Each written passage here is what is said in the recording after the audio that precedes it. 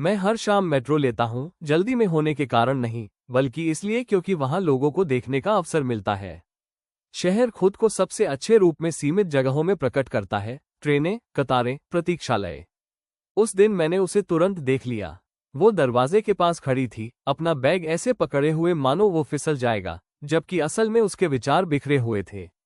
उसकी आंखें थकी हुई थीं, केवल नींद की कमी से नहीं, बल्कि बहुत सारी अपेक्षाओं का बोझ ढोने से। मैंने वो नज़र पहले भी देखी है, सैनिकों में, क्लर्कों में, शिक्षकों में और एक समय पहले खुद में। मैं उसके पास बैठा और धीरे से कहा, तुम किसी लड़ाई में उलझी हुई लगती हो। वो विनम्रता से मुस्कुराई और वही कहा जो आजकल ज्यादातर लोग कहते हैं, दफ्तर का काम, दबाव, कभी न खत्म होने वाली मांगें।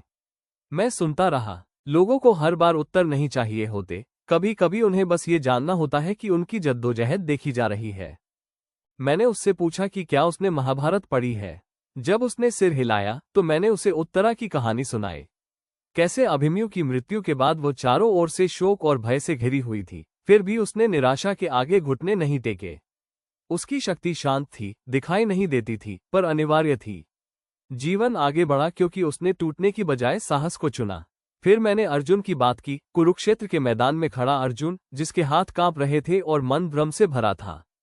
कृष्ण ने उसके संदेह मिटाए नहीं आसान विजय का वादा किया। उन्होंने केवल उसे उसका धर्म याद दिलाया, निष्ठा से कर्म करो, फल से आसक्ति रखे बिना। मैंने उससे कहा कि आज के दफ्तर प्राचीन युद्धभूमियों से अलग नहीं है। बस हथियार बदल गए हैं। अपना काम ईमानदारी से करो, मैंने कहा, लेकिन परिणाम को अपनी कीमत तय मत करने दो। उसकी आंखों में नरमी आ गई। तब मुझे पता चल गया कि बीज सही मिट्टी में गिर चुका है। जब मेरा स्टेशन आया, मैं बिना किसी औपचारिकता के उतर गया। सीख तब कमजोर पड़ जाती है जब उसे नाटकीय बना दिया जाए। कुछ दिनों बाद उसी ट्रेन में मैंने उसे फिर देखा। इस बार उसके कंधे ढीले थे, मुस्कान हल्की और मुक्त थी।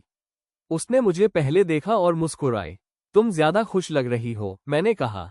लड़ाई अब भी वही है, उसने उत्तर दिया, लेकिन अब मैं बदल गई हूं। मैंने सिर हिलाया। यही ज्ञान का काम होता है, वो बाहर की दुनिया नहीं बदलता, बल्कि उस व्यक्ति को मजबूत करता है जो उसमें चलता है।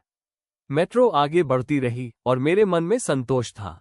एक और यात्री ने अपनी लड़ाई को हल्केपन से उठाना सीख लिया था।